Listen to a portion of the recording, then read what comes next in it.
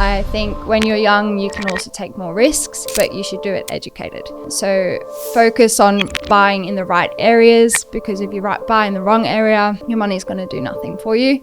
And when you're young, you really need your money to do the most for you. I've invited someone onto this channel that I think you'll gain a lot of value from. She's worked at a couple of other BAs. She's now working here at Search Property and hopefully loving life. But she spends a lot of her time sourcing properties, looking at properties, doing some research, and I think you guys will benefit a lot. So Christy, welcome to the channel. Thanks, Raj. Thanks for having me. No problems. I guess a good place to usually start is to give some context around what you've been doing previous to Search Property. Don't want it to sound like an interview, but I just want people to sort of relate with what your background's been and how you find yourself here. Yep. So I have worked at other buyers. Well, back in the day, I used to be in fitness, so a little bit different a few years back. But I've been working as a buyer's agent for just over 3 years. I worked for a different buyer's agency similar to this one, with investment goals in mind. I briefly worked in the owner-occupier space in Sydney, trying to feel out that market, but really miss being in the investment side. I just feel like in the investment side, I do feel like we're giving a little bit more to our clients in comparison to the owner-occupier space. Maybe more so from my personal philosophy, I suppose. And I think it's more a case of when you're buying interstate, there's so much more that goes into it rather than just kind of shopping on your back door. I think, yes, there's definitely a lot that owner-occupier buyers will help with, and you still would really benefit from having an owner-occupier buyer's agent.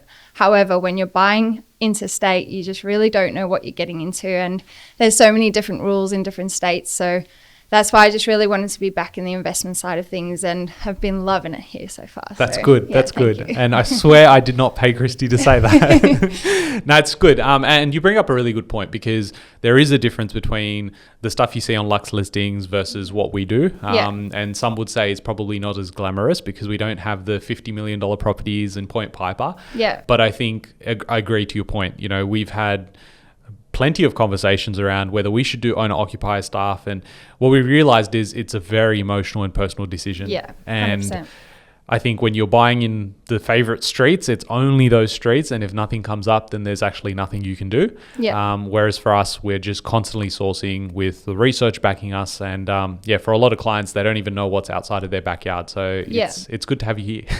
Cool. Yeah, exactly. And I think also just the price point that you can get into the market with, and that excites me, because it's not necessarily only just making the rich richer, it's helping people grow their wealth and plan for retirement. Even if you come from not a very wealthy background, I think what excites me about the investment space is that you can build yourself up from really quite little. So yeah, no, 100%. Because it's weird, you know, growing up in Sydney, you've got people talking about, okay, it's $1 million this, $1 million that. Yeah. And all of a sudden you're like, you know, you can buy property for like $500K. Yeah. And they just will not believe you because they don't know what's out there. Definitely. And because I didn't grow up in Sydney, when I first came here, I was like, what the F? Like, it's too expensive. Where are you from, Christy? I'm from South Africa originally.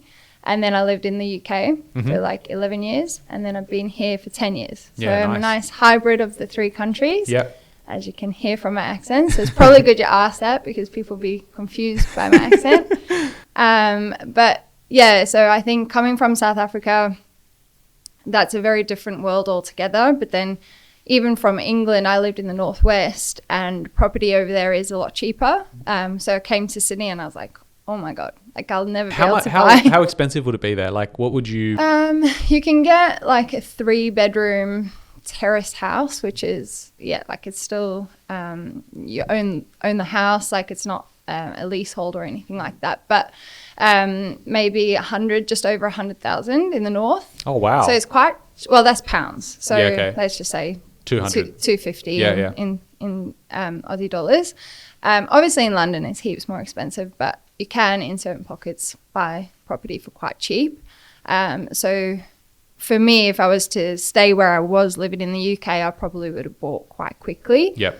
So when I came here, and it was kind of like starting my whole life over again in a way, I was like, whoa, like, I don't know if I'll be able to afford that on my own. So when you start to realize that there is a lot of affordable areas if you just look outside of Sydney, It's really exciting, actually. And I think once I started to realize that, it really changed my mindset around investing in property as well. Yeah, I love that. Yeah. Now, switching gears a little bit, because obviously you're looking at property every day, you live and breathe it. How have you found the journey different in terms of how price points were, say, 3 years ago when you started, and how they are now? So price points are a lot more, it really just depends. The markets move, and it's different markets have their time. So obviously when we were originally buying 3 years ago in, let's just say, Western Australia, you could buy a 4-bedroom amazing property for 400,000. That same property would now be close to 700,000, if not over.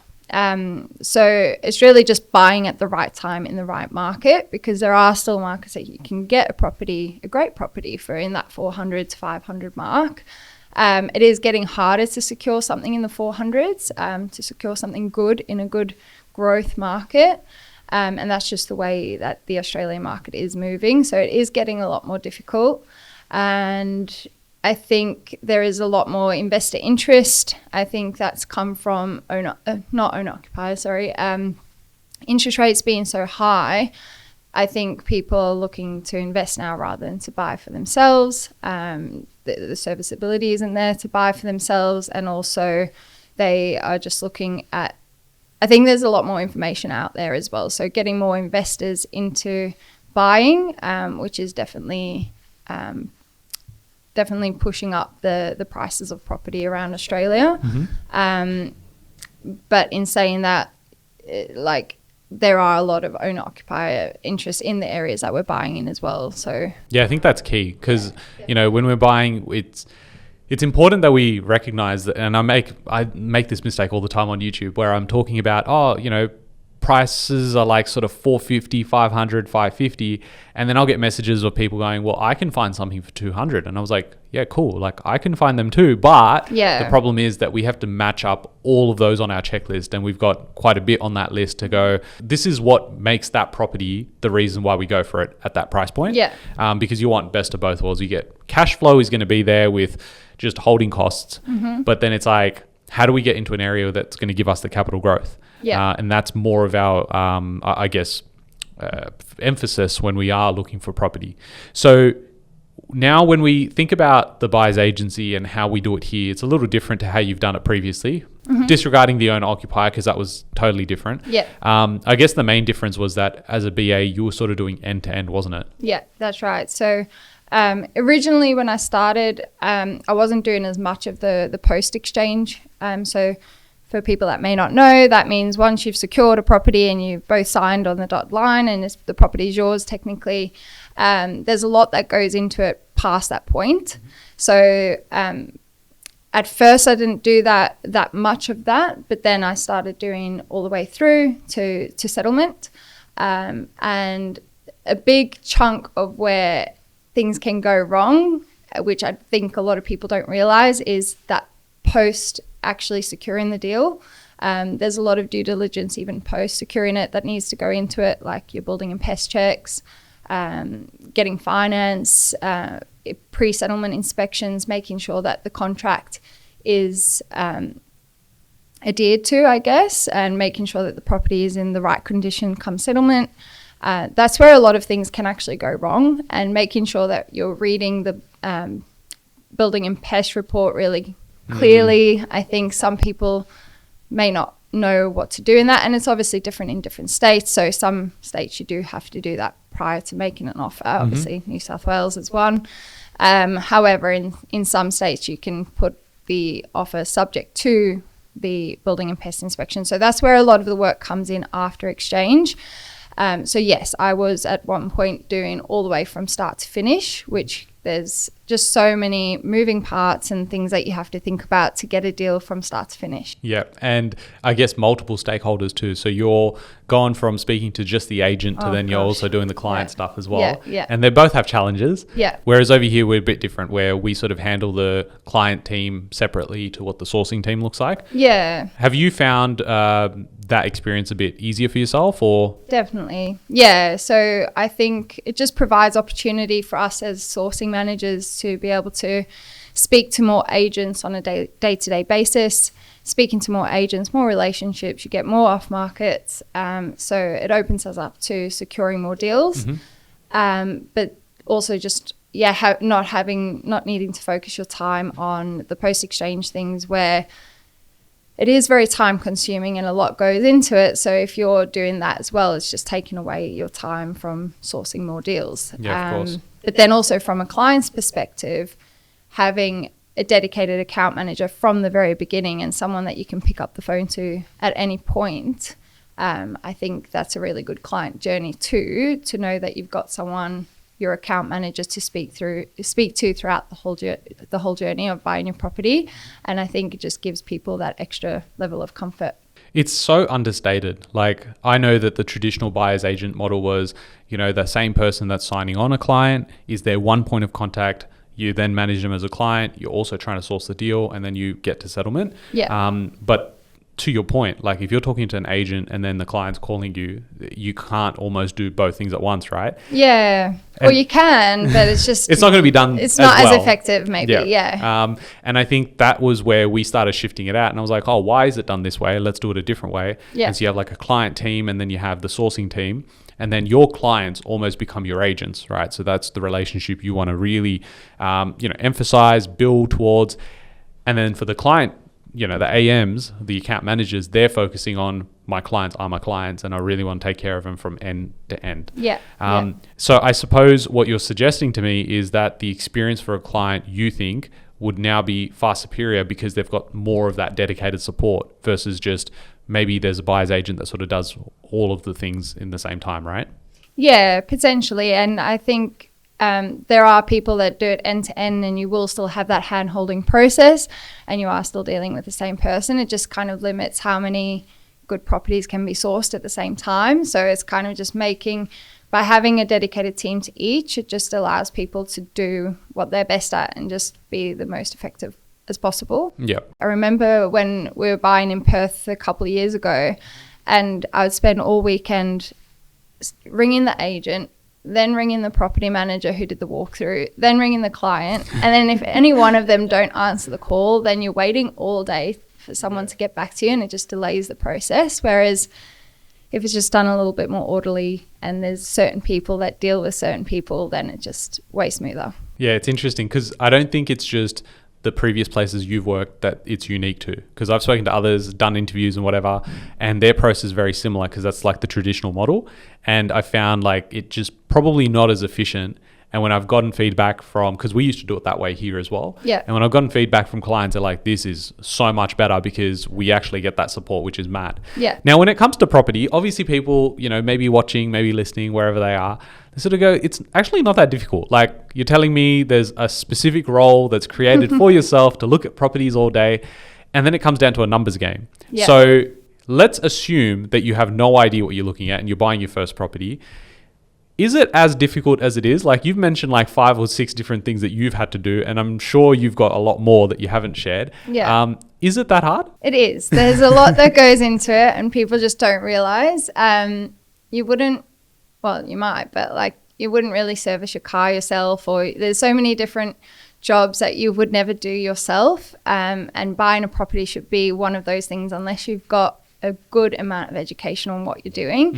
Everything that goes into your due diligence checks before you buy a property, to the negotiating, to everything that you need to check off after buying it. There is a lot more that goes into it than what people think. And as I mentioned before, it's those relationships that you build with the agents that really help secure a property. Because in some of these hot markets, you could say it's not that hard, but just looking on realestate.com or domain.com, you're probably not going to buy a property for a very long time if you're just relying on the things that are coming on the market, because there's hundreds of other buyers also in the same position. So one, you may pay some people might not care, I don't know, but And then 2, you're just not going to get access to the same properties. Well, I guess like on that point, when you're paying over, some people may not care because they're like, well, I just want to buy something, which is fair, fine, right? But then if you're paying, say, 20, 30K extra for a property, then you're like, okay, but I still have to do all the work myself. Instead, you're paying probably half of that to get someone else to do it for you. 100%. And you have the confidence and peace of mind to do it. Yeah. And then that probably ties in with the second part, which is the off-market stuff. Yeah. And there's so much that I see it. You guys send me so much. And I'm like, sometimes I take a moment and I'm like, there's literally 20 properties here that you guys have sent me that nobody else is seeing. And that's powerful because some of those deals are absolutely no-brainers. Yeah. There's a few that aren't so great and we'll reject them. But the ones that are, you're like, I'm so grateful that I'm in this position because it's like even people here working here, if they wanted to sort of source a property or find a property for themselves, it's like we have so much here that people aren't going to get access to, which is so good. 100%, definitely. Now, when it comes to, I guess, what you've mentioned around buying a property, having the education, time, obviously it takes a lot of time because it's not as simple as I can pick up the phone and talk to an agent. You building those relationships with agents has come over time. Yes. And constantly calling them and asking for this and figuring out flood maps and stuff. Yeah. Is it as full on as it sounds? It can be, and like not all agents work in the same way, so you really just got to tread carefully and really try get to know them and get them to know you and like you. It is hard, and it's hard in the competitive markets to break in with an agent. Once they've worked with you a few times and they see that you're easy to deal with, you're fair, all of those kind of things really help, and they'll give you more properties in the future.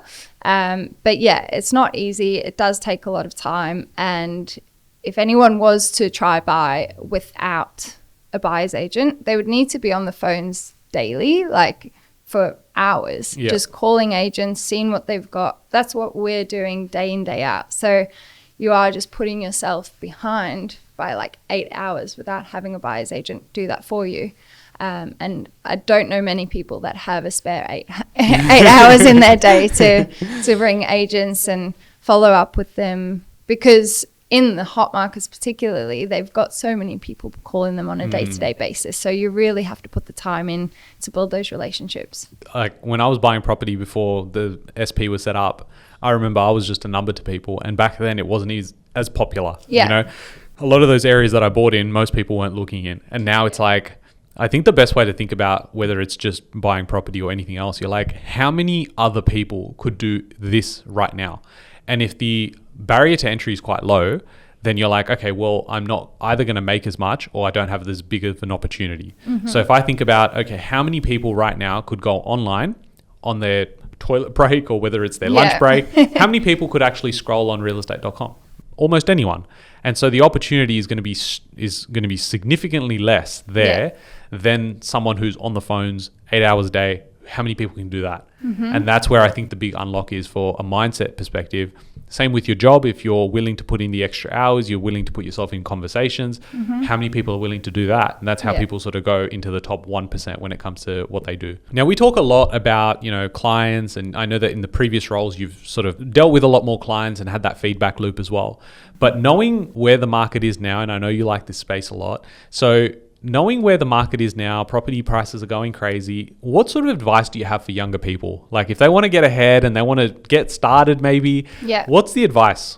So this is actually, like you say, a topic that I am very passionate about. And the reason for that is because I feel like I'm a little bit behind where I could be because I moved to Australia like 10 years ago. So let's just say if I was 10 years younger, in a position where I have the knowledge that I have now, that is what's the most powerful thing, is to educate yourself. Because the more you know about this market, the better. The safer you're going to do things, the more you're going to just understand what's going to be right with your money. And I think understanding what's available and what is realistic out there, it's so much more, like it feels more achievable. So therefore people will be able to save a lot better because it feels achievable. So the one thing I would say to younger people is try not to focus on just buying a property to live in for the rest of your life. I think that's the way my generation was certainly brought up. And if you can kind of shift that for young people moving forward, where they grow up with the mindset of building their wealth, I think when you're young, you can also take more risks, but you should do it educated. So focus on buying in the right areas, because if you buy in the wrong area, your money is going to do nothing for you. And when you're young, you really need your money to do the most for you, so you can buy again and again down the future. And then the other thing I would say is don't overcapitalize too soon. If you get the opportunity to buy your own occupier first, it could be a good idea. But just have a look into it of how it's going to affect you long term, because I have a friend who bought a property and she's done really well from it, but she was about, I think, 23 when she bought this property, so she did incredible, and she bought it for 800,000 in the Gold Coast. Yep. And it's now worth 1.2, so she's had a really good amount of capital growth, but because she bought at such a high price point, she doesn't have the serviceability to buy again. So even though she's got this $400,000 of equity, I suppose it's arguable that you could just buy another one with that. But you really want to be using the bank's money for as long as you possibly can. So now she really can't buy again for a little while because of serviceability. So if you start with lower price points, it just enables you to keep going, and it doesn't max out your serviceability as quickly. Also, for young people, I think they should know the options for the government kind of schemes that you can use to help you buy your first home. A lot of those you can't use for investment property, so it has to be for something you're going to live in. But it is worth knowing about the Super Saver, which obviously you're saving prior to tax, so you do save money on that. And the first home buyer grants that you can get, they can be great, but again, it's just depending on where you live, because trying to save that much money to buy in Sydney would be really difficult. But if, let's say, you live in South Australia or just somewhere where it's a bit more affordable, or pretty much anywhere apart from Sydney, if you live in states where it's still quite affordable, those first home savers schemes are going to be really beneficial to you. So knowing that they are available to you.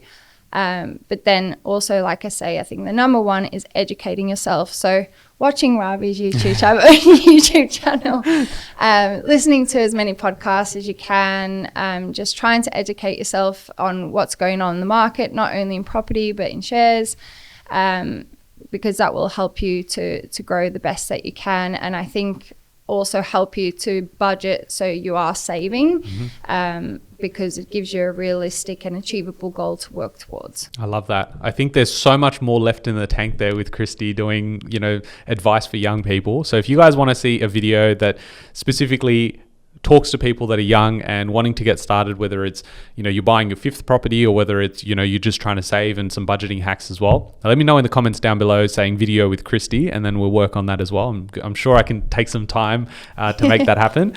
Now, closing notes, I suppose, where I want to finish off with is, you brought up a few really good points around how people need to get educated. We've had an influx of a lot of people that are much older and now having to buy with their SMSF, or whether they're buying in their own names, and they're just like, I've run out of time, where I didn't either get educated, or I had the education, I couldn't move at speed. Because that's the other part to this, is you can watch the channel, and I've had people comment and reach out to me and say, I've been watching you for 2 years, but I didn't do X, Y, and Z.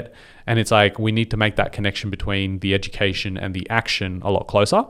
And so what I found is, yes, ideally you want to start as early as possible, but if you are starting later, you then have to start leveraging other tools to get faster at it. And that might mean, yes, I can't afford to have 6 months now out of the market where I'm educating myself. I need to now just move at speed. So I think it's a good place to finish up. And I hope you guys have had some value out of this as well. Christy has a wealth of knowledge when it comes to this space. So if you guys want more content, let me know. Comments down below. Otherwise, she's going to be like, I don't want to come back on the channel. Nobody commented. So, we don't want to do that. But thank you so much, Christy. Anything that you want to leave with the audience that's watching or listening to us? No, nothing that I can think about, really. So yeah, thanks for having me. Yeah, no, okay. So she's being humble. She's basically holding back because she wants that video. So Yeah, well, this is part one. Continue watching for part two. that's it. No, thank you so much.